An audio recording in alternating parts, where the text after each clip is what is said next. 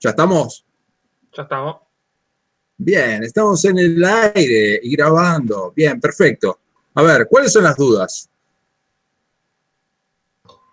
Profe, yo tengo una sobre la aportación de la prueba, el principio expositivo. Ahora esperemos, démosle el orden. Yo ahora te contesto. Pero ¿no había otra duda anterior? Bueno, Sí, la de Perdón. Camila. Creo que fue la primera ¿Qué vez. decís? Camila fue. Hola, ¿te escucha? Sí, Soy Camila. Camila. Alto y fuerte. Ok, me quedó una duda. Primero que nada, es que no sé si es porque el video de la clase pasada está cortado antes de que termine la clase. Cortose. ¿Puede ser que falte media hora de la clase o terminaba ahí? No. Decidimos cortar a la doctora Paola por problemas de caché, pero no lo Ok. pudimos pagar, entonces tuvimos que cortar eso. Y ahora, sí, hay una parte del video que no se ve porque no quedó grabado, sí. Ok, está bien. ¿Tenés alguna Me duda quedó, además del video que no está o me quedó una duda con el principio de escritura y con el principio de contradicción. cuáles son? El principio de escritura lo estaban relacionando con que no nos confundamos, con que todo tenía que ser por escrito, pero no me quedó bien en claro cuál es la definición en sí del principio de escritura. En No sé si realidad me no explico. podemos hablar de un principio, en primer lugar no podemos hablar en verdad, o sea, si bien doctrinariamente se lo conoce como principio de escritura, en realidad estamos hablando de un sistema. Ok. Hablamos de un sistema oral o un sistema escrito. Ningún sistema es en verdad completamente puro, no hay ningún sistema que sea completamente puro. El sistema escrito quiere decir, o el sistema escritural, establece que la mayoría de los actos se realizan o se llevan a proceso, esto es, se efectúan y se reciben por escrito. No quiere decir más que eso. En cambio, en los sistemas de tipo oral, la mayoría de los actos o los actos principales del proceso se efectúan y se reciben en audiencia, ¿sí? Esa es la gran diferencia entre uno y otro sistema.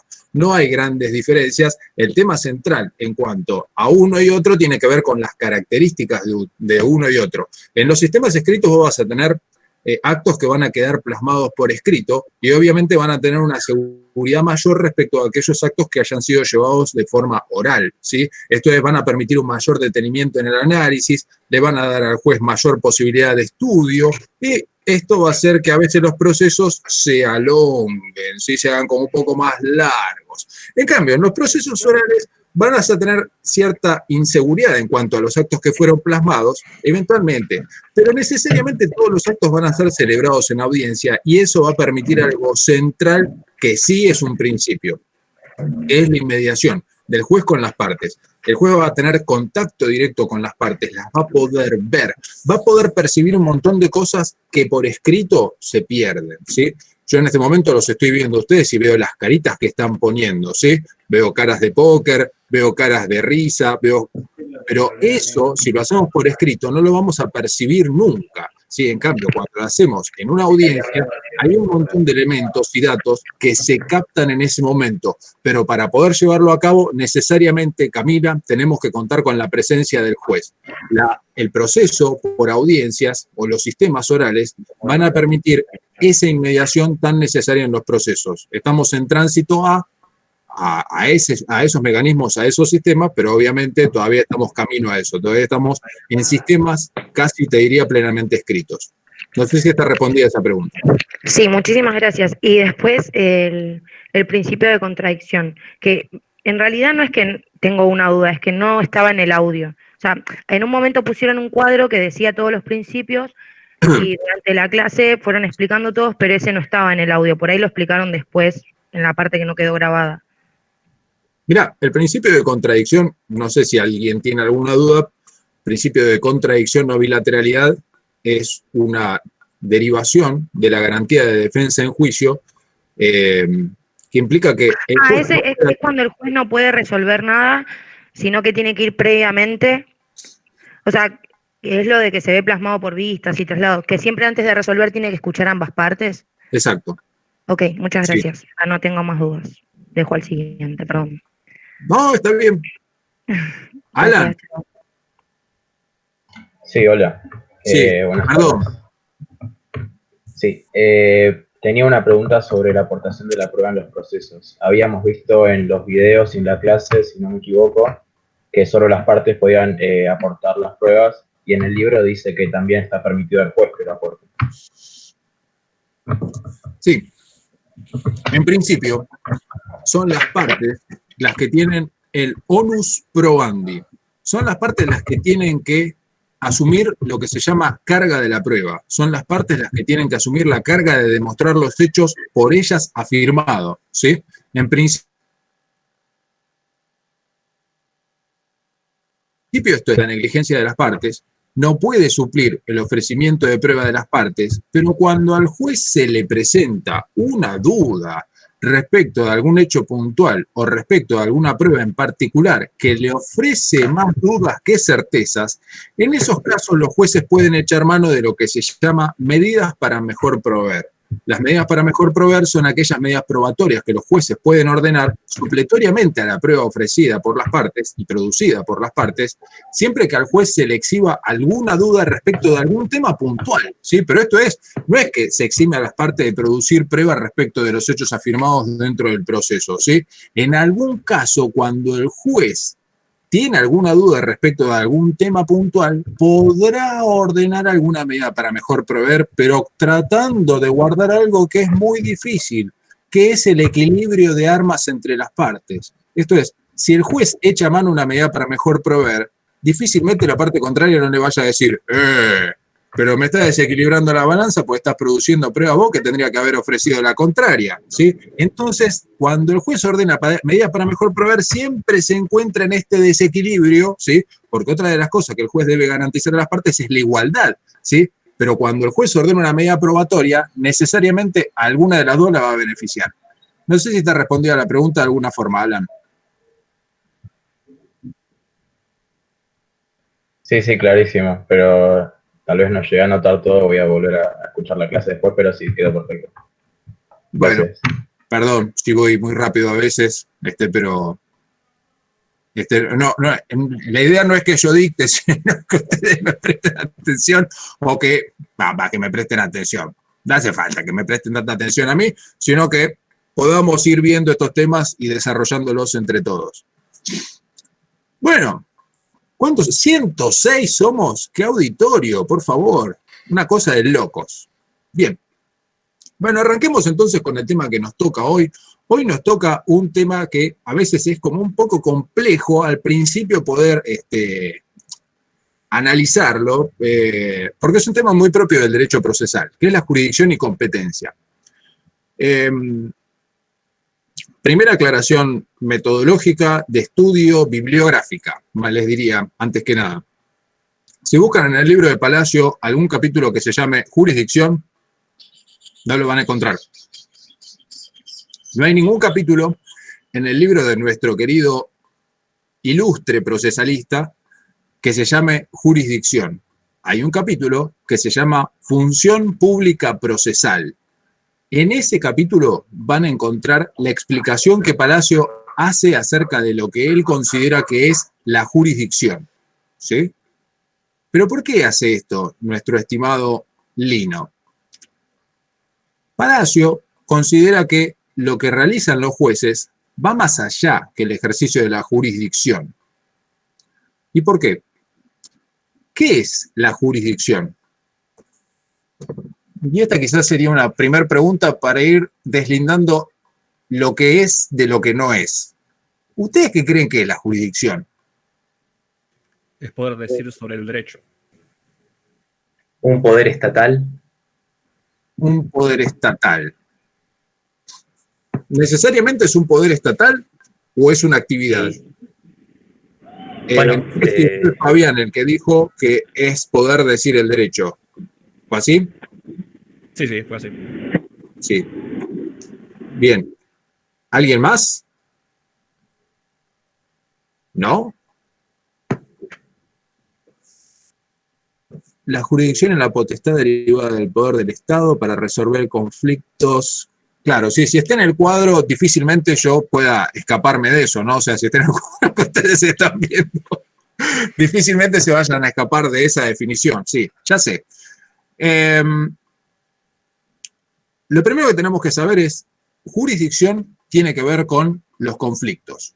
necesariamente el ejercicio de la jurisdicción está relacionada con los conflictos. Y básicamente podemos decir que jurisdicción es resolver conflictos. Recuerden esto, no solo los jueces ejercen jurisdicción. Creo que la clase pasada, si no me equivoco, la doctora Wannon debe haber hablado de, en algún momento en el que yo no estuve, debe haber hablado de los árbitros o amigables componedores. Los árbitros y amigables componedores también ejercen jurisdicción. ¿Por qué? Porque resuelven conflictos. Resolver conflictos es una actividad jurisdiccional. Tradicionalmente tiene que ver con esto de lo que nos hablaba Fabián, creo, que es resolver el conflicto diciendo el derecho. Etimológicamente, jurisdicción quiere decir eso, decir el derecho, iuris dictio. Pero los jueces no solo resuelven conflictos de esa manera, también resuelven conflictos cuando se sientan a conciliar con las partes, cuando las convocan a una audiencia, cuando homologan acuerdos transaccionales o cuando se cierra el conflicto de alguna otra manera. Cada vez que el juez cierre el conflicto, va a estar ejerciendo jurisdicción. No importa de la manera en que lo haga. El hecho de asumir la faena o la tarea de resolver el conflicto es ejercer jurisdicción. Ahora, ¿pero por qué Palacio dice los jueces hacen más que eso? Bueno, los jueces hacen más que eso porque a veces intervienen en procesos que se denominan, a veces mal llamada, porque obviamente llamarla jurisdicción parece ser una contradicción en sí misma, jurisdicción voluntaria. Esto es, procesos en los cuales no hay conflictos. Hay ciertos procesos en los cuales se le pide al juez que intervenga, pero no para la resolución de un conflicto, sino para que declare la existencia de una circunstancia o situación de hecho que verifique una situación de hecho y que esa situación de hecho provoca determinado efecto jurídico. Por ejemplo, si yo me muero y dejo como hijitos a Ludmila, Nico y Charlie, ¿sí? Ellos tres van a ser mis herederos, ¿sí? Pero quieren dilapidarse mi fortuna, ¿sí? Y los tres están de acuerdo, no hay ningún conflicto en que se quieren ir a jugar toda la plata de la venta de mis bienes al bingo, ¿sí? Los tres quieren ir a hacer eso, o quieren hacer apuestas, pero quieren divertirse, ¿sí? Y están de acuerdo, bien, no hay conflicto entre ellos no se quieren pelear por los bienes, ninguno le dice al otro, no, vos no sos hijo de papá, no, los tres están de acuerdo. ¿Qué es lo que tienen que hacer para poder dilapidar la herencia? Perdón, para gastarla bien. Hacer la sucesión de los bienes. Claro, muy bien. Tienen que hacer un proceso llamado sucesión, ¿sí? Si hay un testamento, será una sucesión testamentaria. Si no hay testamento, será una sucesión que se denomina ab intestato, sin testamento. Ahora, hay que correr traslado, hay que darle la posibilidad de que alguno de estos se defienda. ¿Ustedes creen que no hay conflicto, no?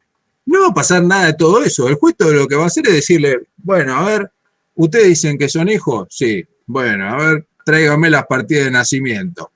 ¿Ustedes dicen que se murió el doctor Ruiz? Bueno, tráigame la partida de defunción. Listo. Verifica eso, publica edicto, llama a los acreedores, no viene nadie, llama a otros herederos, no viene ninguno. Pide a ver si hay algún otro sucesorio radicado de igual tenor.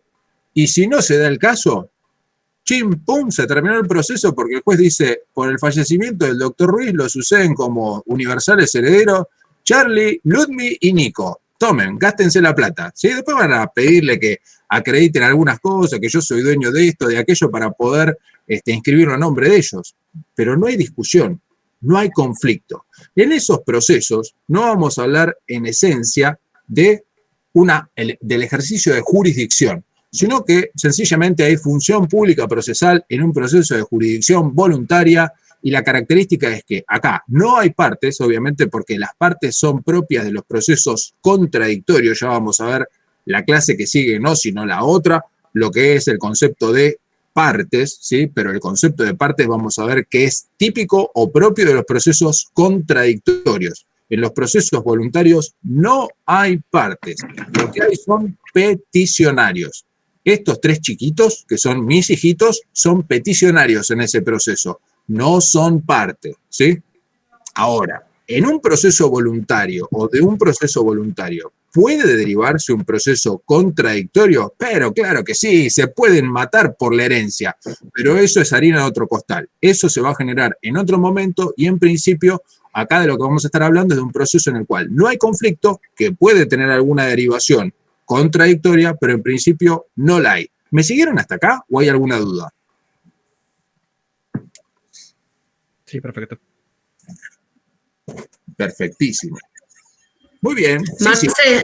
Marce, perdón, Sí. lo único que preguntó Magalí, que la doctora de la clase pasada dijo que los jueces pueden tener jurisdicción, pero ser incompetentes en cuanto al territorio. ¿A qué se refiere con eso? Pregunta. Los jueces pueden tener jurisdicción, pero ser incompetentes con relación al territorio. Perdón, lo que había dicho es que, o sea, siempre el juez tiene la potestad de decir el derecho, pero que depende del lugar donde esté, puede ser que le toque, digamos, o sea, por ejemplo, un juez de Córdoba no podría decidir sobre lo que está pasando en Capital Federal. Claro, O sea, tiene que ver. Vamos a ver eso más adelante. ¿Sí? Ahora vamos a ver, cuando emprendamos el otro gran capítulo de esta clase, que es la competencia, cuándo y bajo qué circunstancias los jueces van a poder intervenir o bajo qué circunstancias los jueces tienen que intervenir en uno u otro conflicto. Vamos a ver que mucho más adelante, los jueces, aún incompetentes, ¿sí? Y aún siendo incompetentes, vamos a ver que tienen ciertas facultades para intervenir en algún aspecto puntual en cuanto a medidas cautelares, ¿sí? Pero algo muy puntual. Lo típico y lo característico de la jurisdicción y la competencia es que si un juez sabe que es incompetente, lo que debe hacer es inhibirse y no adoptar ninguna decisión en ese proceso, salvo que se trate de medidas cautelares y siempre que sea una cuestión extremadamente urgente y no se pueda postergar su tratamiento, ¿sí? No sé si hasta acá está aclarado, pero yo creo que esto lo vamos a aclarar cuando veamos o distingamos bien la competencia, ¿sí? Martín, ¿vos ibas a decir algo? No, está bien, perdón. Pensé que te estaba pisando. Bárbaro Magali. No, perdón, Marcelo, te pisé yo. Les quería aclarar lo que dice siempre la doctora, pero cuando entremos a la noción de competencia iba a quedar bien claro lo que quiere decir ella. Ella siempre lo que recalca es que todo juez tiene jurisdicción, es decir, tiene la capacidad de expedirse en cuanto a un planteo que le llega, pero no todos tienen competencia, porque en razón del territorio, quizás ese juez no pueda intervenir en ese proceso con las excepciones que vos dijiste. Pero cuando veamos competencia va a quedar mucho más claro. Perdón, gracias. No. ¿Puedo hacer una pregunta? Sí, Pedro. Dijiste, Marcelo, puede ser que en las cuestiones particulares, es decir, donde no hay partes como una sucesión, como que no estaría ligado al concepto de jurisdicción, porque eso tiene que ver con conflicto y con partes. En los procesos voluntarios, precisamente, lo que no hay es ejercicio de jurisdicción en este sentido de resolver conflictos, ¿sí? Si la jurisdicción es la facultad de resolver conflictos, entonces en los procesos voluntarios no tenemos, en verdad, ejercicio de jurisdicción en esos términos porque lo que no hay es conflicto. No sé si está claro, Pedro, eso. Sí, gracias. Perfecto. A ver, voy a volver al cuadrito. Creo que están viendo el cuadrito ustedes. Sí. Luismi, te pido un favor. Si hay algo que no se vea o frename y decime, Marce, se está viendo mal o algo por el estilo, no se escucha. Sí, por favor. Dale, sí. Sí. Bien, fantástico. La jurisdicción en sí es un poder deber, lo que quiere decir que todo juez tiene una potestad de ejercicio de jurisdicción. Esto quiere decir que los jueces no solo tienen la facultad de ejercer la jurisdicción, sino que también tienen el deber de resolver todos los conflictos que a ellos se les sometan e intervenir en todas las causas en que a ellos se les sometan, y no pueden dejar de fallar en ningún caso. Todos los casos deben ser resueltos. No hay laguna, no hay falta de prueba, no hay elemento alguno que exima al juez de resolver los conflictos que a ellos se les someten, ni de intervenir en aquellos procesos en los cuales a ellos se les pide intervención o que por ley les corresponde intervenir. Los jueces, por otra parte, o el ejercicio de la jurisdicción, tiene la característica de ser independiente. Esto quiere decir que ni el presidente, ni el Poder Legislativo, ni jueces de instancias superiores les pueden dar órdenes a los jueces. Los jueces no son subordinados de nadie, no son empleados de nadie, nadie les puede dar instrucciones de cómo resolver tal o cual causa. En algunos casos, ya vamos a ver esto, la competencia o el ejercicio de la jurisdicción está establecido por distintas instancias, ¿sí? Y vamos a ver que hay jueces que revisan la tarea que realizan otros jueces. Pero eso no quiere decir que esos jueces que revisen la tarea de otros jueces sean jefes de esos otros jefes y que los llamen por teléfono para decirle, bueno, en este caso tenés que hacer esto. Nada de eso.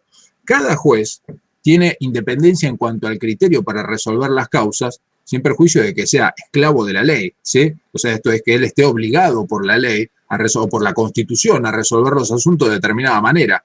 Pero ese es su único jefe. No hay nadie más que le tenga que dar instrucciones o que le pueda dar instrucción a los jueces. Y esa independencia es lo que garantiza la imparcialidad en sus decisiones. Es la única forma en que los jueces dicten resoluciones que sean ajustadas a derecho y que no obedezcan a un poder distinto que no sea el de la ley. En tercer lugar, los jueces son o ejercen, el ejercicio de la jurisdicción es indelegable. Esto quiere decir que no le pueden encomendar a nadie más el ejercicio de la jurisdicción. Nadie más puede ejercer la jurisdicción que aquel que resulta competente para entender en ese asunto. No se lo puede encomendar a nadie más. Esto es, si un juez debe entender en determinado asunto, no le puede pedir a un colega que dicte resolución en ese expediente. Tampoco le puede pedir a su secretario que firme sus sentencias. Esto es, el único que lo puede hacer es él. Ahora bien, y ahora vamos quizás... Perdón, Marcel.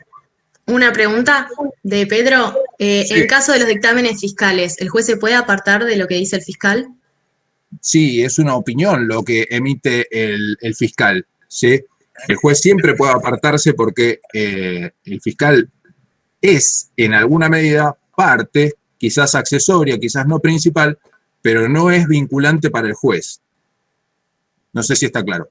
Perdón, una duda. Sí, Federico. Yo había estudiado, no me acuerdo en qué materia, nos había dicho un profesor, que muchas veces pasa que más allá de que el juez es independiente, no puede ir en contra, por ejemplo, de la corte si dijo otra cosa anteriormente. O sea, pierde cierta grado de independencia en cuanto a la corte, por ejemplo. Mirá, la corte unifica jurisprudencia en determinada área, en determinado aspecto, ¿sí? Y generalmente se trata de aspectos constitucionales. Eso no quiere decir que el criterio de la Corte sea un criterio del cual los jueces no se puedan apartar. ¿Corresponde que lo hagan? Quizás no, quizás sea un error. Pero eso significa que el juez deje de tener independencia de criterio respecto de eso. Supongamos que el juez en su fuero íntimo considera que determinado asunto no puede ser resuelto en el mismo sentido que la Corte. ¿Se puede apartar? Sí. ¿Puede dictar una resolución distinta? Sí. ¿Esto quiere decir que el juez puede ser sancionado o que el juez va a ser removido o sancionado por su superior? No. ¿Se podrá revocar esa resolución? Sí. Si está afianzada la doctrina de la Corte o un fallo de la Corte en determinado sentido, ¿será conveniente que el juez dicte la resolución en ese sentido para no hacerle perder el tiempo a las partes? Eventualmente sí, pero solo ahí radica todo el sentido de esa expresión, ¿sí? Pero eso no quiere decir que los jueces pierdan independencia porque la Corte dicte un fallo en determinado sentido.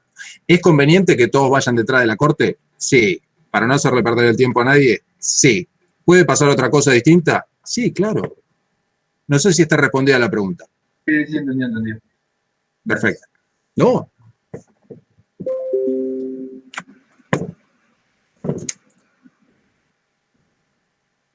La competencia, por su parte, a diferencia de la jurisdicción, en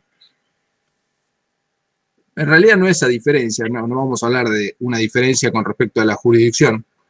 La jurisdicción es resolver conflictos, pero para poder resolver conflictos tenemos que tener necesariamente una distribución de tareas. Esto es porque hay tantas causas, hay tantos procesos, que si quisiéramos tener un solo juez, por ejemplo, en la ciudad de Buenos Aires, sería imposible. O sea, ese tipo a los 30 segundos le explota la cabeza, ¿sí? Porque no hay manera de que pueda entender en todos esos asuntos. Entonces, para poder distribuir las causas, tenemos que tener un criterio de distribución de ese trabajo. Precisamente la competencia tiene que ver con esto. Es el conjunto de atribuciones que establece la ley de distribución de causas, o esto es el conjunto de atribuciones que tiene cada magistrado para entender en determinada clase de asuntos. ¿Sí? ¿Vamos de vuelta? Algunos dicen que la competencia es la medida de la jurisdicción. Y acá quizás resida esta confusión de la que hablaba Martín. Esto es, todos los jueces ejercen jurisdicción. El último magistrado de la República, perdido en el último rincón de la patria, ejerce jurisdicción. Y cada vez que lo hace, ese magistrado lo hace como representante del Poder Judicial, lo hace como representante del Estado, lo hace como miembro de uno de los poderes del Estado. Es él el que está hablando, pero lo hace en nombre de ese poder, ¿sí? Ejerce todo el peso de la ley. Cada vez que un miembro del Poder Judicial dicta una resolución, está ejerciendo la jurisdicción. No un cachito de jurisdicción, no una porción de jurisdicción. Está ejerciendo la jurisdicción. Está ejerciendo jurisdicción, que es la facultad de resolver conflictos. La jurisdicción, es cierto, es una sola, pero para poder ejercerla necesitamos distribuir el ejercicio de esa jurisdicción, necesitamos distribuir ese caudal de trabajo, ¿sí? Por eso es que la competencia es ese criterio de distribución. Y por eso la competencia es ese conjunto de atribuciones que establece la ley, que le da a cada magistrado para entender en determinada clase de asuntos. ¿Me siguieron hasta acá? Bien. Perfecto. ¡Fantástico! Bien. ¿Cómo se distribuye la competencia? Bueno, vamos a tener distintos criterios para distribuir la competencia. Quizás el primero de esos criterios para distribuir la competencia, un criterio muy elemental y muy básico, sea en razón del territorio. Esto es, por una cuestión de cercanía respecto del material con el que vamos a trabajar, esto es, por una cercanía respecto de los hechos, por una cercanía respecto de las partes, la competencia en primer lugar se va a distribuir en razón del territorio. En segundo lugar, vamos a encontrar que la complejidad de las cuestiones que deben ser sometidas a juicio es cada vez mayor. Y como ustedes se habrán dado cuenta, en la facultad tienen una multiplicidad de materias que obligan a la especialización necesariamente. Nadie puede manejar todo el derecho como un especialista. Entonces, un segundo criterio de distribución del ejercicio de la competencia va a estar dado en razón de la materia. Y esto tiene que ver con la naturaleza de los asuntos que se someten a proceso. Vamos a tener así jueces en lo civil, jueces en lo civil patrimonial, jueces en lo civil de familia, jueces en lo comercial, jueces en lo laboral, jueces en lo penal económico, en lo contencioso administrativo, y así los criterios que a ustedes se les ocurran. Van a haber jueces concursales en algunos lugares, jueces de minería en algunos otros, ¿sí? Jueces de paz letrado, y así infinidad de criterios de distribución del ejercicio de la jurisdicción o del ejercicio de la competencia. A su vez, vamos a ver también que por cada uno de estos fueros va a haber también infinidad de causas que van a entrar diariamente para trabajar, ¿sí? Hay un montón de causas. Entonces, un solo magistrado en la Ciudad de Buenos Aires tampoco puede intervenir en todas las causas comerciales que ingresan a diario. Entonces, para poder distribuir esas causas, lo que vamos a tener que hacer es sortearlas entre los distintos jueces del fuero, por lo cual no vamos a poder tener un solo magistrado. Entonces vamos a tener varios jueces y vamos a tener que distribuir las causas por sorteo. Ese criterio es lo que se conoce como competencia en razón del turno. Y se dice que es en razón del turno porque tradicionalmente se distribuía por días, ¿sí? Esto sigue sucediendo en la justicia en lo penal. Hay momentos en los cuales está de turno determinado juez o determinado fiscal, entonces las causas o los hechos que se produzcan en ese momento van a ser competencia de esos jueces y fiscales, de esos jueces, ¿sí? Se llamó siempre de esa manera, pero la distribución de causas en cuanto a la cantidad de causas que se sortean es lo que se conoce como competencia en razón del turno. También vamos a tener, como ya les había dicho, que distintas funciones dentro del Poder Judicial y algunos jueces revisan las decisiones de otros, ¿sí? Esa revisión que se hace establece que el proceso se vaya estructurando por instancias, ¿sí? Vamos a tener una primera instancia y una decisión que va a adoptar, o decisiones que adopte ese juez de primera instancia. Esas decisiones, si son recurridas, si son apeladas, van a ser objeto de revisión por un magistrado de una instancia distinta o ulterior, ¿sí? Por una cámara, por ejemplo. Y así vamos a tener jueces de segunda instancia. A su vez, esas decisiones de los jueces de segunda instancia podrían ser a su vez recurridas de manera extraordinaria ante la Corte Suprema de Justicia. Y entonces vamos a tener jueces de una instancia extraordinaria, ¿sí? El proceso vamos a ver que está estructurado en distintas etapas o instancias, ¿sí?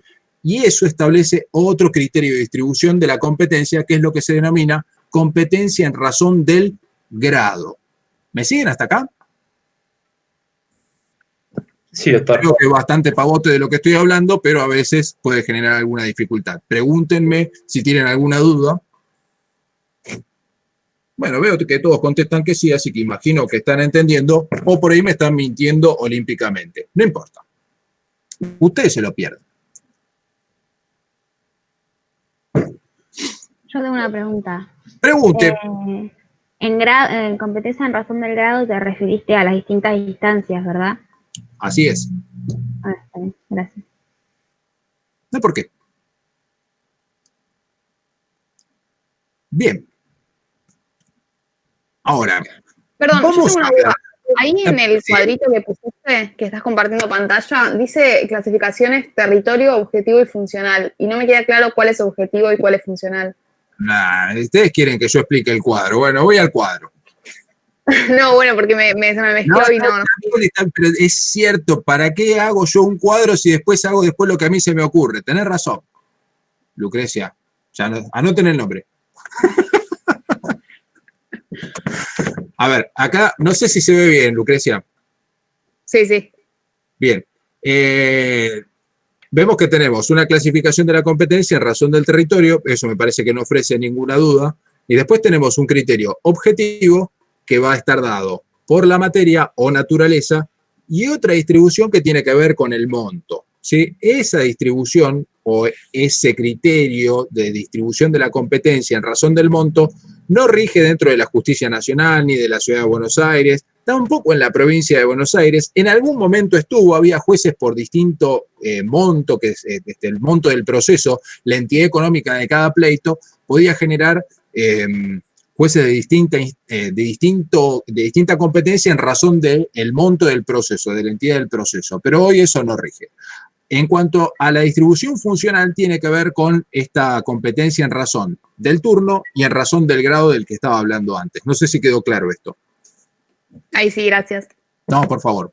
Bien, pero además de eso, tenemos que hay una competencia, un doble orden constitucional que está establecido en los artículos 5, 108, 116. O sea,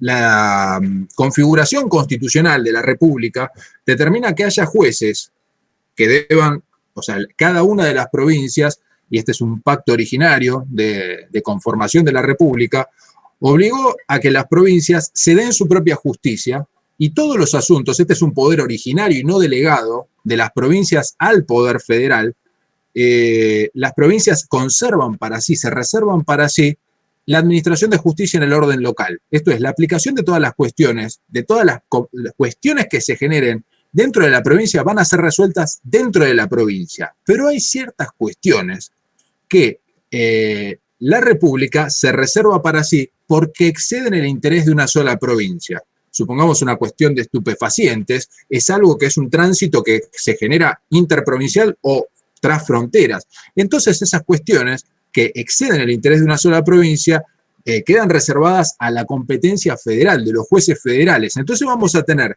en todos los órdenes, en todas las provincias, en la ciudad de Buenos Aires, vamos a tener jueces por un lado, o jurisdicción, por un lado, ordinaria, que es la justicia común, ¿sí? Pero además de eso, en cada orden local vamos a tener radicado a un juez federal o jueces federales que van a entender en todas aquellas causas que la nación se reservó para sí, ¿sí? No sé si esto quedó claro, cualquier cosa me pregunta. Los juzgados nacionales en lo civil, ahora dentro de un ratito esto lo va a explicar el doctor Torrillo, no sé si va a poder, porque la verdad es que el problema dentro de la justicia nacional, dentro de la ciudad de Buenos Aires, es una real porquería. Perdón, yo sé que esto está quedando grabado, pero esa es mi opinión jurídica del asunto. Pero vamos a tener un triple orden, o sea, es un cachengue, por decirlo de alguna manera, ¿sí? Porque en todas las provincias vamos a tener un doble orden, y esto es lo normal. Un orden local, que es la justicia ordinaria, y un orden federal que trasciende las cuestiones de la provincia y se van a la justicia federal, ¿sí? Entonces se reserva la nación para sí, para entender en esos asuntos esas cuestiones que trascienden lo que es de la provincia, ¿sí? Por ejemplo, las cuestiones de las obras sociales es una cuestión federal, entonces cada vez que se demanda una obra social va a tener que entender los jueces federales, ¿sí? O, como les decía, en cuestiones de estupefacientes, la justicia federal. Todo lo que tenga que ver con la emisión de moneda es competencia federal. Con los bancos, competencia federal. ¿Pero por qué? Porque trascienden los límites de una provincia. Entonces, por eso es que se lo reserva la nación para sí.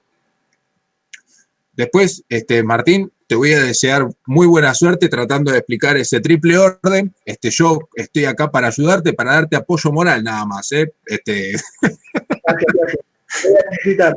Sí. Bien. Esta competencia federal igualmente va a estar radicada en las provincias. Sí, vamos a tener jueces federales en cada una de las provincias. En cada una de las provincias te vas a encontrar no solo jueces provinciales, jueces locales, sino también jueces federales. Estos son como los ocupas, ¿sí? Son como los embajadores de la justicia federal que están radicados en cada una de las provincias, ¿sí? ¿Por qué los vas a tener ahí? Porque obviamente, por una cuestión de cercanía con el tratamiento del material, de los hechos, las personas, las pruebas, esos jueces federales van a tener que estar afincados en cada una de las provincias para poder entender en esas cuestiones. No sé si quedó claro esto. No me contesten, no hay problema. Ahí está, muy bien. Sí, quedó claro. No te ofendas, Marce. No me ofendo. Yo no, sí, me ofendo.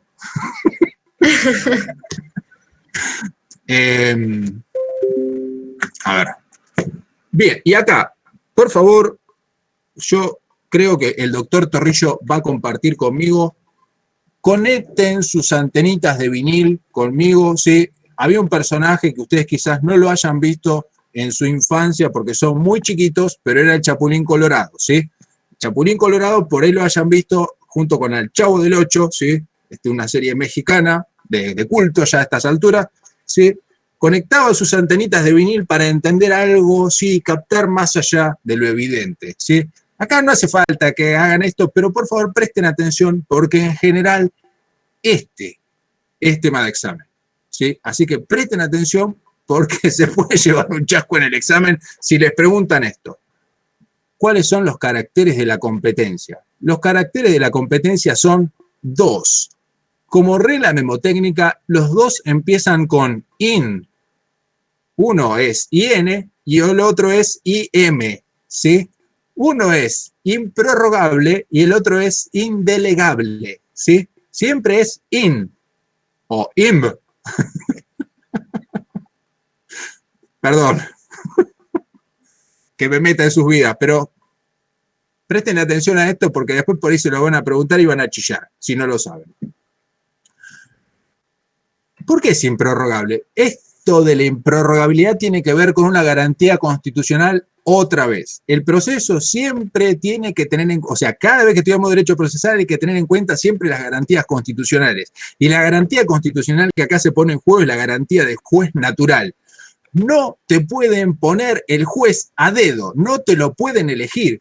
¿Cuál es el juez que te toca? El juez que te toca es el juez que establece la ley, ¿sí? Con independencia del criterio de una o de otra parte, nadie te puede elegir el juez, ¿sí? No te pueden establecer comisiones especiales para juzgarte en ese asunto.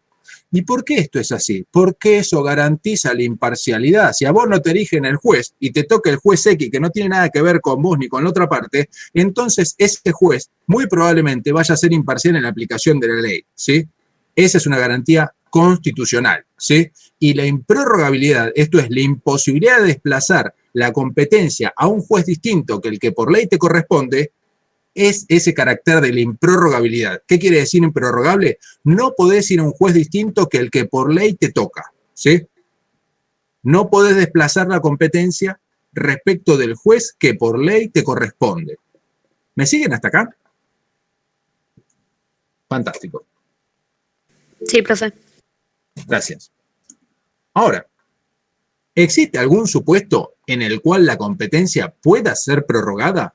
Sí, claro, como siempre, hay una excepción. En principio es improrrogable, pero se puede prorrogar siempre que se den 3 requisitos. Esos 3 requisitos son, primero, asuntos netamente patrimoniales. Cuando estamos frente a asuntos netamente patrimoniales, la competencia se va a poder prorrogar. ¿Qué quiere decir asunto netamente patrimonial? Aquellos que puedan ser mensurados económicamente y respecto de los cuales se pueda transigir. Esto es, si no yo puedo renunciar a algo, si puedo transar, si lo puedo negociar y le puedo poner un valor económico, entonces estamos frente a un asunto netamente patrimonial. Por ejemplo, ¿yo podría renunciar al derecho a percibir alimentos de mi papá Martín? No. No. No puedo. No puedo. No puedo renunciar a ese derecho. Después podré renunciar a reclamárselo. Esto es, el juez me dice, sí, usted se lo puede cobrar, y yo después no lo ejecuto, no lo persigo, listo, renuncio a perseguir. Pero eso es otra cuestión. Ahora, la competencia para entender en ese asunto no es netamente patrimonial. Si bien tiene un componente económico, la cuestión no es netamente patrimonial. ¿Está claro esto, no? Bien. Segundo requisito, para que se pueda prorrogar. La competencia que yo quiero prorrogar tiene que estar dada en razón del territorio. Yo puedo prorrogar la competencia cuando es en razón del territorio. Esto es, si yo quiero ir del juez de Dolores al juez de Loma de Zamora, ¿puedo hacerlo? Si la cuestión es netamente patrimonial, sí, en ese caso sí. Pero si yo quiero ir del juez laboral, que a mí no me gustan los jueces laborales, porque son todos pro trabajador, yo soy empleador y me quiero ir a un juez comercial, pues la verdad que son gente como yo, de alta alcurnia. ¿Voy a poder hacer eso?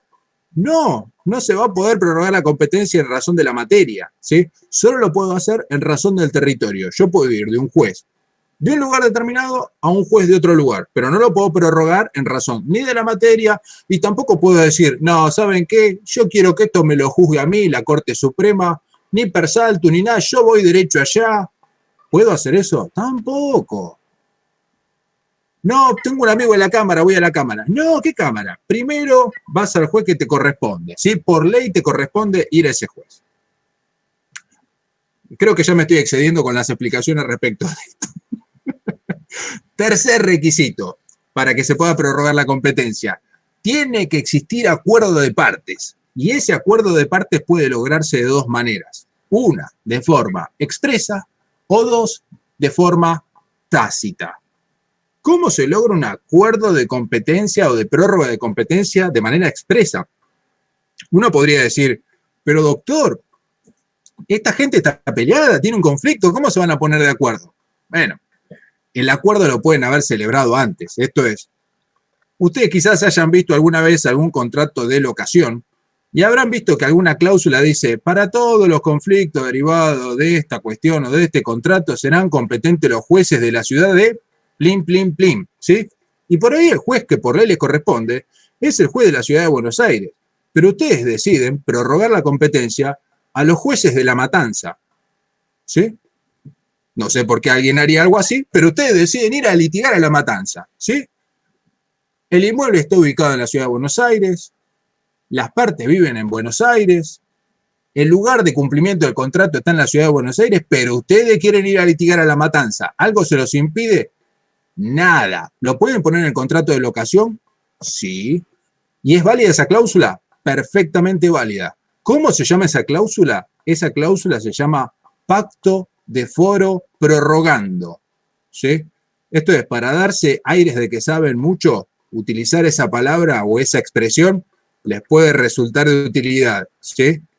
Por ir a alguna discusión con alguien, sí, como inquilino le dicen, pero podemos establecer una cláusula de pacto de foro prorrogando. ¿Eh? Sí, pacto de foro prorrogando. Yo soy abogado. Mentira. Cuando volvamos a los cafés, Marcelo, ahí en medio entre cortado y cortado, si hay una chica linda en la mesa de al lado, uno puede decir, no, acabo de firmar un pacto de foro prorrogando y Y ahí la gente se empieza a reír y dice, ¿qué son estos payasos? Sí, sí, claro, sí. Sí. Ha pasado. Bueno. Ahora, ¿cómo se puede lograr la prórroga de manera tácita? La prórroga de manera tácita se logra cuando el actor interpone su demanda ante un juez que no es el que corresponde, ¿sí? Y obviamente, cuando el juez recibe una demanda, si más o menos la encuentra dentro de los 3 palos, ya vamos a ver qué se encontró una demanda dentro de los 3 palos. Esto quiere decir que cumple básicamente con los requisitos o la formalidad que la ley establece para la formulación de una demanda. El juez va a ordenar traslado de la demanda, ¿sí? Y una vez que se notifique el traslado de la demanda, vamos a ver que al demandado se le abren una serie de alternativas. Pero una de esas alternativas es defenderse. Y tiene un plazo para hacerlo. Cuando se le presente esa ocasión, el demandado en esa oportunidad, si advierte que la demanda fue interpuesta ante un juez que no es el que por ley corresponde, lo que tiene que hacer es manifestar que el juez es incompetente. Si el demandado no dice nada, entonces lo que hace es consentir la prórroga que hizo el actor.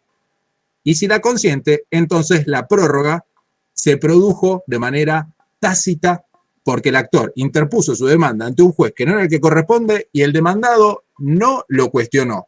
De esa forma se prorroga la competencia de manera tácita. ¿Me siguieron? Es decir que básicamente contesta la demanda y no dice nada, ¿no? Sí, Agustina, precisamente es eso.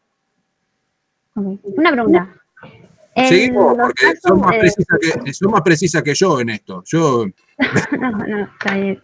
En los casos de jurisdicción voluntaria, procesos voluntarios, los peticionarios tendrían que también manifestarlo, es decir, no hay acuerdo de partes, pero sí lo tienen que manifestar, o cómo se hace.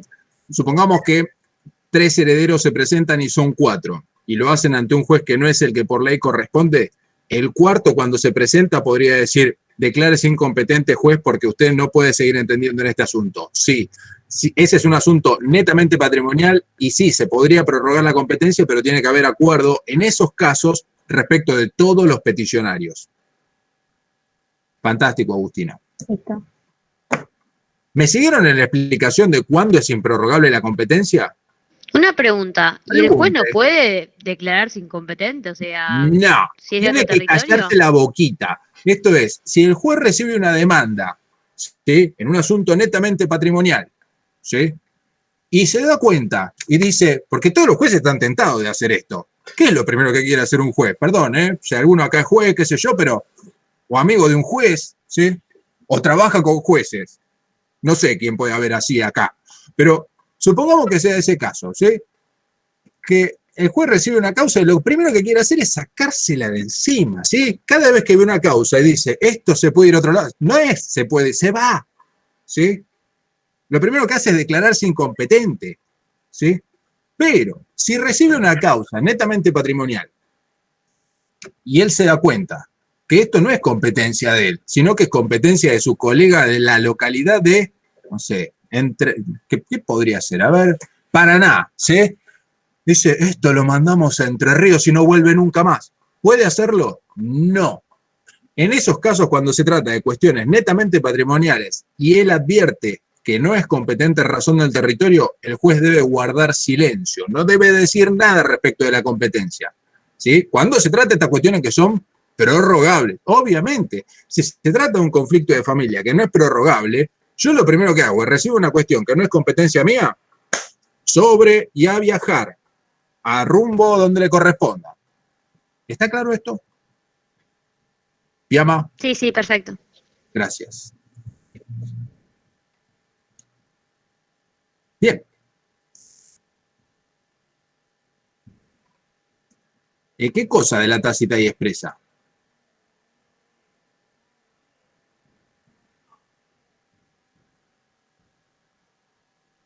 Claro, la prórroga expresa se produce cuando hay un acuerdo que suscriben las dos partes, ¿sí? Las dos partes celebran un acuerdo por el cual, de alguna forma, desplazan la competencia a un juez que no es el que por ley corresponde en razón del territorio. En cambio, la tácita se produce cuando el actor promueve su demanda ante un juez que no es el que por ley corresponde y el demandado, cuando se presenta a contestar la demanda, como había dicho acá Agustina, o cuando se presenta para defenderse, no dice nada respecto de la competencia. Si no le dice al juez, che, declarate incompetente, la competencia quedó prorrogada, ¿sí? Y así es como se produce la prórroga tácita de la competencia. Cuando uno interpone una demanda ante un juez que no es el competente y el otro calla, ¿sí? Es uno de esos supuestos en el que el silencio implica expresión de la voluntad, ¿sí? Ustedes recordarán que el silencio no implica manifestación de voluntad, salvo que exista obligación legal de expedirse. Este es uno de esos supuestos en los que hay obligación legal de expedirse. Salvo que quieras que quede ante ese juez. Después no puede decir, uy, me olvidé, ya está, pasó, precluyó la oportunidad. ¿Me siguieron hasta acá? Sí, fantástico. Sí, sí. Bien, bárbaro. Ahora, la competencia también, el otro carácter es que es indelegable. Y esto, al igual que en la jurisdicción, significa que no le puede encomendar a nadie, no le puede delegar a nadie, pedirle a nadie que realice algún acto de decisión de los que tiene que tomar el juez. El juez tiene que tomar una multiplicidad de actos de decisión dentro del proceso. Todos se manifiestan a través de resoluciones judiciales. Ahora, el juez, si bien él tiene que tomar todas las decisiones, lo que sí puede hacer, de acuerdo al artículo 3, es encomendarle a un magistrado de otro lugar, de otro territorio, la realización de un acto de mera ejecución, ¿sí? Pero no la decisión respecto de ese acto, sino de ejecutar ese acto que él requiere se realice o que él ordena se realice. Por ejemplo, yo necesito secuestrar un vehículo que está en La Quiaca, ¿sí? Y yo estoy en la ciudad de Buenos Aires. Bien. A mí me resulta muy dificultoso poder secuestrar ese auto, ¿sí? Pero yo voy a ordenar el secuestro. Yo, en la ciudad de Buenos Aires, ordeno el secuestro de ese vehículo, pero le voy a pedir a mi colega de Jujuy que lo que haga sea proceder al secuestro y adoptar todas las medidas para poder secuestrarlo, ¿sí? Porque los policías de allá a mí no me van a hacer caso desde acá. Los cerrajeros de allá a mí no me van a hacer caso desde acá. La fuerza pública de allá no me va a hacer caso. Si yo le pido a Sonosi de allá que me saque la llama que están allá, no me las va a querer sacar y me va a decir, no, pero me lo tiene que pedir el juez de allá. Bueno, entonces, para evitar todo eso, lo que hago es le pido al juez de allá de Jujuy, por favor, secuéstreme el vehículo y usted adopte todas las medidas necesarias y usted mándeme el autito, ¿sí? Para acá a Buenos Aires, ¿sí? Pero secuéstremelo usted. Pero la decisión de secuestrarlo es mía. Yo tomo la decisión. Yo, como juez competente del asunto, soy el que adopta la decisión sin perjuicio de encomendarle a otro la ejecución de ese acto que yo decidí llevar adelante. ¿Me siguieron? Bien. Sí, profesor. Sí, profe. Perfecto. A ver, ¿cómo seguimos después de esto? Bueno, y así la competencia va a ser relativa cuando se puede prorrogar y va a ser absoluta cuando no se pueda prorrogar. Acá está la explicación de la prórroga. Todo este cuadro yo se los dejo para que ustedes se diviertan en su casa, ¿sí? Acá tenemos una aclaración que hace el artículo 5 del Código Procesal, no sé si la están viendo, ¿sí?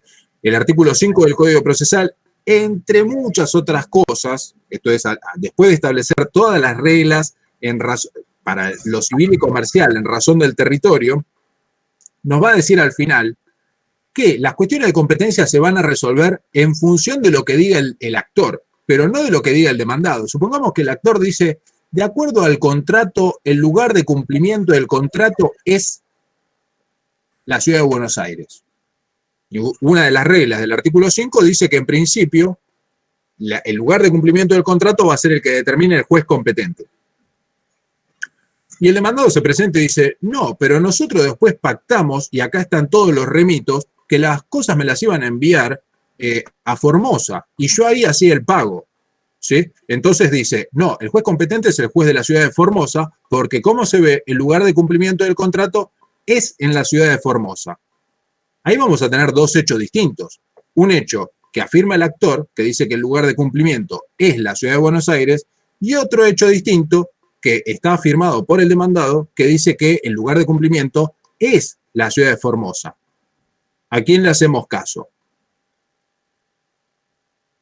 Bueno, de acuerdo al artículo 5, para resolver estas cuestiones, hay que estar a lo que dice la demanda para resolver las cuestiones de competencia y no a lo que dice el demandado, ¿sí? Si bien se va a poder producir prueba, esto va a ser respecto de los hechos afirmados en la demanda para poder demostrar cuál es el lugar de cumplimiento. Pero si el demandado se presenta y dice, no, es otro completamente diferente, está bien, pero vamos a estar para resolver esta cuestión de competencia a lo que establece la demanda para poder resolverlo. Bueno, quizás esta cuestión sea un poco más accesoria, pero dejémoslo de lado.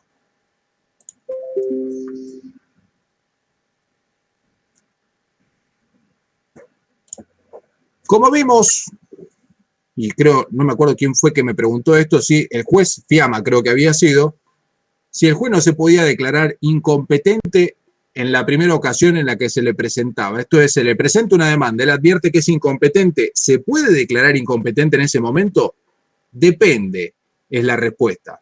Si se trata de un asunto netamente patrimonial, el juez no puede decir nada salvo que se lo plantee el demandado, por lo cual la única ocasión en la cual lo va a poder resolver es cuando resuelva ese planteo que formula el demandado. Ahora, si no se trata de ese supuesto, si la competencia no es prorrogable, esto es una incompetencia absoluta la que pesa sobre el magistrado, supongamos que es un asunto de familia o una cuestión laboral que no es prorrogable, entonces en ese caso el magistrado tiene dos ocasiones para declararse incompetente. Una, cuando le presentan la demanda. Esto es, si no es prorrogable, el juez se debe declarar incompetente cuando le presentan la demanda. Le presentan una demanda de alimentos y debe estar radicada en Mendoza, el juez se debe declarar incompetente en ese momento y ordenar que se radiquen en Mendoza o ordenar el archivo y decirle vaya a litigar allá. Ahora, ¿se le puede pasar al juez esto? No sé, ¿a vos se te pasa, Martín, esto alguna vez? No, dice que no. Pero podría ser que algunos, no digo ustedes, pero digo, algún juez puede ser que, no, es cierto, no se le pasa a nadie esto. Pues supongamos que algún día alguno haya llegado más o menos entonado, ¿sí? Y se haya olvidado de esto y esté litigando con alguien, con algo que deba litigar, que deba radicarse ante otra jurisdicción. En ese caso, al correrse traslado de la demanda, el demandado podría presentarse y plantear la excepción de incompetencia. Y ahí ustedes podrían decir, no, pará, pero el juez se tenía que declarar incompetente al principio, ya me la consintió. El juez no te consintió nada, se le escapó la tortuga nada más. Pero el juez tiene la posibilidad de declararse incompetente si le plantean la excepción de incompetencia en una cuestión que no se podía prorrogar.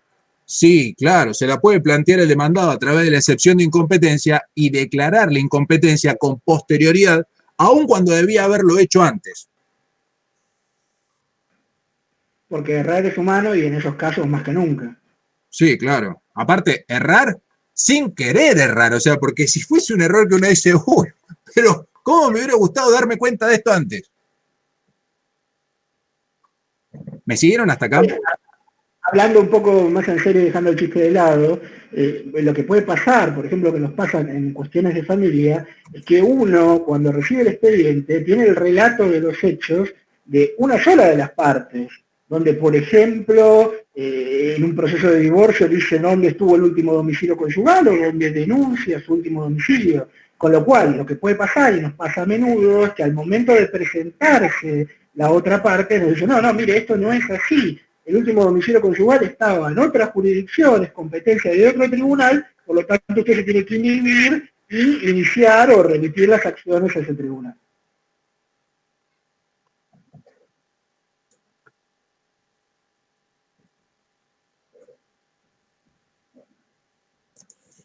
Fantástico. Gracias, Martín. Ahora, vuelvo al cuadro.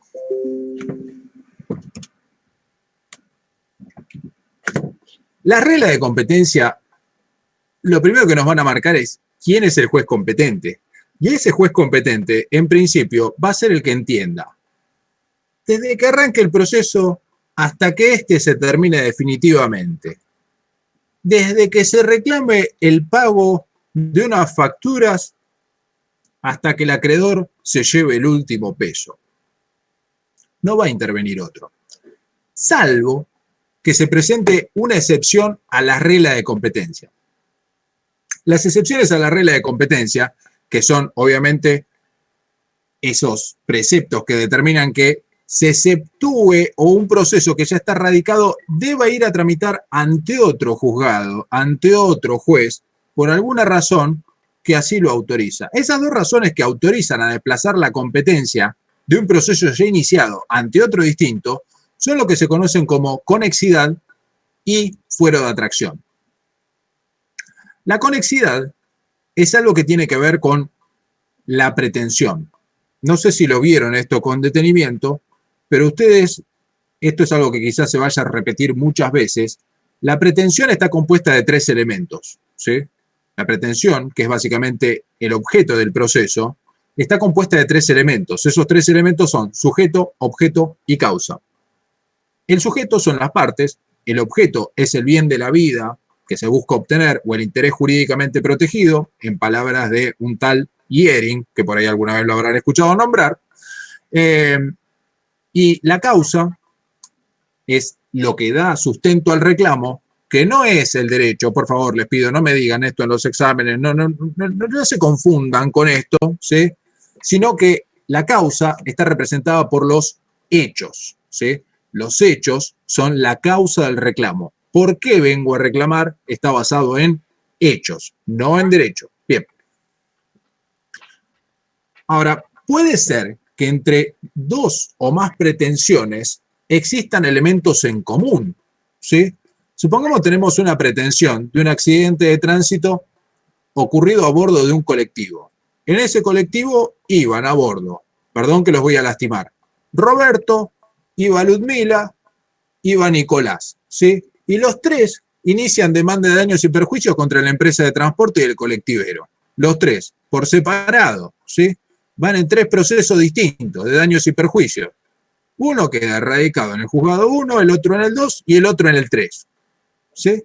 Pero resulta que Roberto es diligente con la producción de la prueba, ¿sí? Y logra demostrar el hecho. Ludmila no, ¿sí? A Ludmila le faltó 5 pal peso porque se consiguió un abogado que no sabía de derecho procesal, ¿sí? Y Nico también llevó un abogado que era un improvisado, ¿sí? Me llevó a mí, ¿sí? Entonces, cuando llega a proceso, es poco lo que pueden demostrar. Ahora, los tres dicen que van en el mismo colectivo, el mismo día, a la misma hora, y resulta que uno logró demostrar la existencia del accidente y respecto de los otros dos, el juez dice, no me alcanza la prueba, se rechaza la demanda, porque el hecho no existió. ¿En serio? Entonces vamos a tener lo que se llama escándalo jurídico, ¿sí? El escándalo jurídico se produce cuando hay sentencias contradictorias respecto de el mismo hecho o el mismo objeto o la misma pretensión, pero en este caso vamos a tener pretensiones que son conexas, ¿sí? Hay elementos en común entre esas pretensiones o bien en los sujetos y el objeto, o bien entre el sujeto, la causa, el objeto, pero hay elementos en común que aconsejan que se dicte una sola sentencia para evitar pronunciamientos contradictorios. ¿Me siguen en esto? Entonces, acá tenemos 3 causas que se podrían iniciar por separado, que podrían tramitar por separado, pero para evitar el dictado de pronunciamientos contradictorios, las 3 son competencia de jueces en razón del turno distintos. Pero para evitar pronunciamientos contradictorios, ¿qué vamos a hacer? Radicar las 3 ante un solo juez, para que ese solo juez dicte una sola sentencia con unidad de criterio. ¿Me siguen en esto? Esto es, va a tener en cuenta las pruebas de los 3 para la producción del hecho, ¿sí? Y va a decir, bueno, el hecho existió, ya está. Ahora, Ludmila no demostró todos los daños que dijo que tenía, ¿sí? Solo tiene daño psicológico. Ahora, Roberto sí demostró que se rompió la pierna. Bueno, Roberto le vamos a indemnizar la pierna y el daño psicológico que tiene. Y Nicolás, bueno, tiene daño moral nomás, ¿sí? Pero respecto del hecho, va a ser juzgado con unidad de criterio, con independencia de la prueba que cada uno lleve. ¿Me siguieron en esto?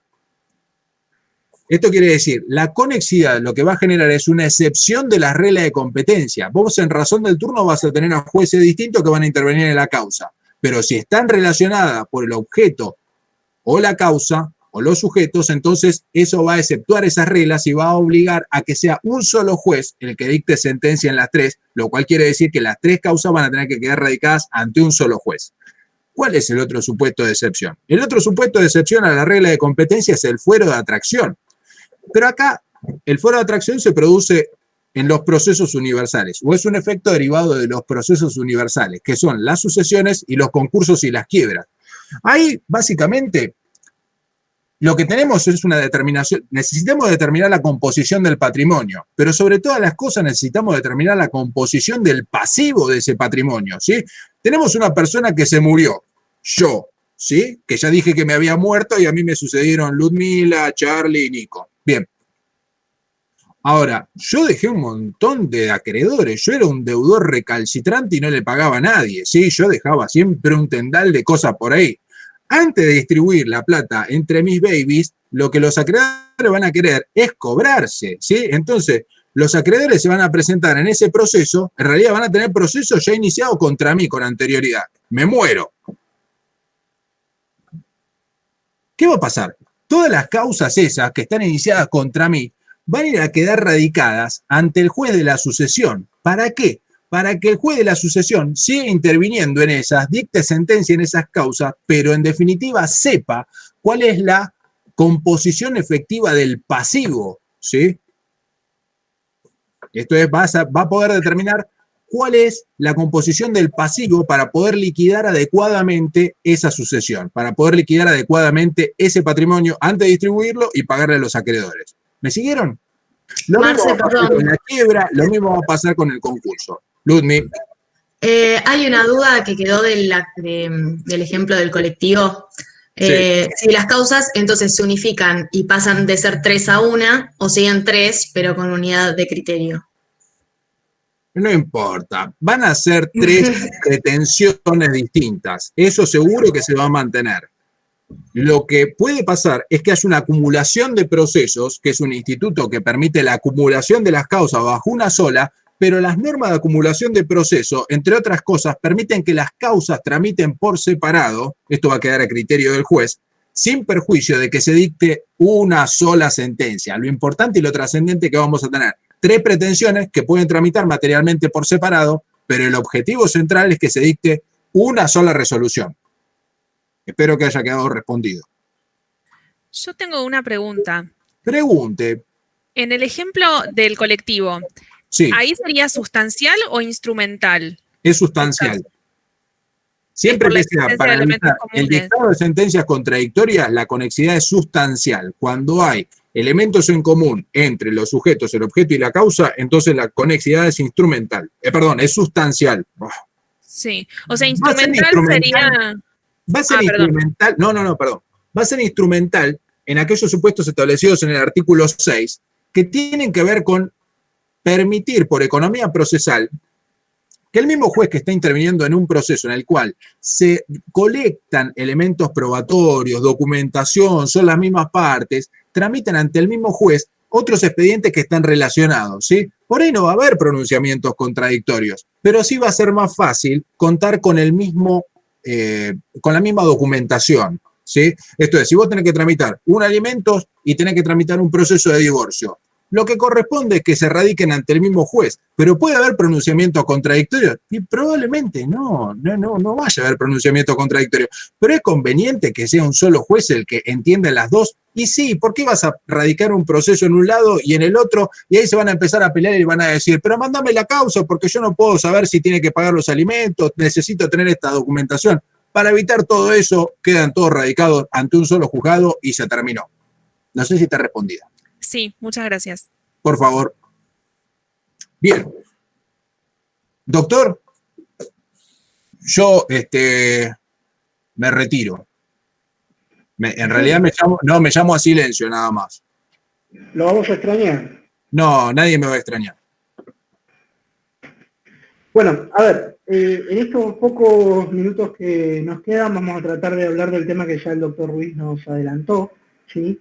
Ahí se los puse en el chat, cómo está específicamente tratado en el libro de Lino Palacio, lo pueden encontrar con otras denominaciones, pero bueno, esa es la que utiliza él para que lo puedan encontrar y releer, que siempre es bueno al margen de lo que podamos hablar en. Tengo que hablar de los órganos con competencia territorial en la capital federal. Lo primero que tenemos que aclarar es que el territorio de la capital federal es el mismo territorio que la Ciudad Autónoma de Buenos Aires, o viceversa. Lo que es la Ciudad Autónoma de Buenos Aires es territorio federal y capital de nuestro país. Eso nos trae una serie de complicaciones y diferencias a la hora de hablar de la competencia de jueces que van a tener sobre ese territorio y sobre determinadas materias, a diferencia de lo que pasa en el resto de las provincias. Como decía bien el doctor Ruiz, en las provincias tenemos dos, en general, órganos jurisdiccionales. Carlos. Camila. Perdón, se escucha muy mal. No sé si soy la única. No sé si entrecorta, se escucha bajo. No, es un problema del micrófono, me parece. Hace como una fritura cada vez que hablas. Claro. Como que se entrecorta el micrófono y tiene como un ruidito raro. A ver, si voy a tratar de... A todo le pasa lo mismo, perdón, Quizás si apagan todos los micrófonos se escucha mejor. Buena idea. Mientras que yo veo si puedo conectarme de alguna otra forma. A ver si se silencian todos, vemos si es ese problema o es otro. Igualmente se escucha medio mal, pero se entiende bien. No es que hay como interferencia o... Sí, se entiende, se entiende. Ok, bueno, sigamos así, aprovechamos estos minutos y para la próxima tengo a mano otro dispositivo por las dudas. Entonces, le decían, dentro del territorio de la capital federal tenemos 3 órganos judiciales, ¿sí? Todos van a revestir el carácter de órganos nacionales, ¿sí? Pero tienen diferencia en cuanto a su intervención, ¿sí? Vamos a tener órganos judiciales con competencia federal, órganos judiciales con competencia ordinaria, y órganos que van a tener ambas funciones, tanto ordinarias como federales, ¿sí? Esa es la gran división que hace Lino Palacio, que ustedes deben saber en cuanto a los órganos que administran justicia dentro del territorio de la capital federal, ¿sí? Si hablamos de los órganos judiciales con competencia federal, tenemos que saber que está la Cámara Civil y Comercial Federal, ¿bien?, que es el órgano superior a los juzgados civiles y comerciales federales. Ya van a ver cuando veamos la parte recursiva en la segunda parte del cuatrimestre, que no puede haber una decisión que haga cosa juzgada en un proceso dictada por una sola persona que no sea sujeta de ser revisada. ¿Por qué? Porque en principio se tiene que garantizar que la decisión que toma un magistrado de manera unipersonal pueda ser revisada por otros, para sostener una garantía de que si el magistrado de primera instancia cometió un error, el magistrado de segunda instancia sí la pueda rever. En esa inteligencia, como decía, vamos a encontrar cámaras civil y comercial federal, como estaba hablando, y juzgados civiles comerciales federales. Los juzgados se intervendrán en una primera instancia y la Cámara en su revisión. ¿En qué van a intervenir los juzgados civiles y comerciales federales? Sí, en causas de materia civil o comercial, pero que tengan este tinte federal que hablaba el doctor Ruiz hace un rato, y que podemos ver, por ejemplo, en causas de jurisdicción marítima, ¿sí? En causas donde la nación sea parte, ¿sí? En causa en que se vean intrometidos ministros, embajadores, ¿bien? Esas van a ser cuestiones federales y van a ser tratadas por la justicia civil y comercial federal, que es uno de los órganos judiciales con competencia federal, ¿sí? También vamos a tener la Cámara Contenciosa Administrativa Federal, ¿bien? ¿Qué va a hacer esa Cámara? Va a revisar las decisiones de órganos administrativos, ¿sí? Básicamente van a entender la Cámara y los juzgados de primera instancia, contenciosos y administrativos federales, en los conflictos entre Estado y particulares, ¿sí? Cuando haya un conflicto entre decisiones que toma el Estado y un particular, el fuero, ¿sí? Y si es un conflicto federal, va a ser el contencioso y administrativo federal. A su vez, vamos a tener, en lo que ya es materia penal, la Cámara Criminal y Correccional Federal, ¿bien? Con sus órganos inferiores, que van a ser los juzgados civiles, los juzgados criminales y correccionales federales, y los tribunales orales en lo criminal federal. Aquí la diferencia va a ser, en cuanto al tipo de proceso y la pena prevista, intervendrá un tribunal, ¿sí? O directamente los juzgados civiles, los juzgados criminales y correccionales federales, ¿sí? Ahora, con respecto a la competencia ordinaria, ¿sí? Como decía el doctor Ruiz, a la competencia común que tienen estos juzgados federales, vamos a tener la competencia civil, la competencia comercial, la laboral y la penal, ¿sí? A su vez, esa competencia civil va a estar dada por los 110 juzgados civiles que tenemos en la ciudad de Buenos Aires, ¿sí? Son 110 juzgados civiles nacionales que intervienen en cuestiones civiles. A su vez se dividen en cuestiones patrimoniales y en cuestiones de familia. Dentro de esos 110 juzgados, 26 son juzgados de familia y el resto son juzgados que van a atender cuestiones netamente patrimoniales, ¿sí? Por su parte, si estamos hablando de una materia comercial, es decir, algo que se rige derivado de las relaciones del comercio, vamos a tener los juzgados comerciales, que en estos casos en la ciudad son 26 y tienen una cámara comercial por los recursos que se puedan deducir, ¿sí?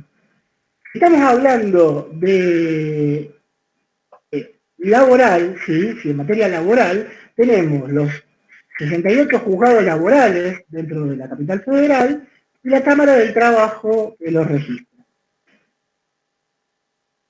Bien, ahí están preguntando si la clase y el PowerPoint lo vamos a subir. Sí, obviamente lo vamos a subir, quédense tranquilos.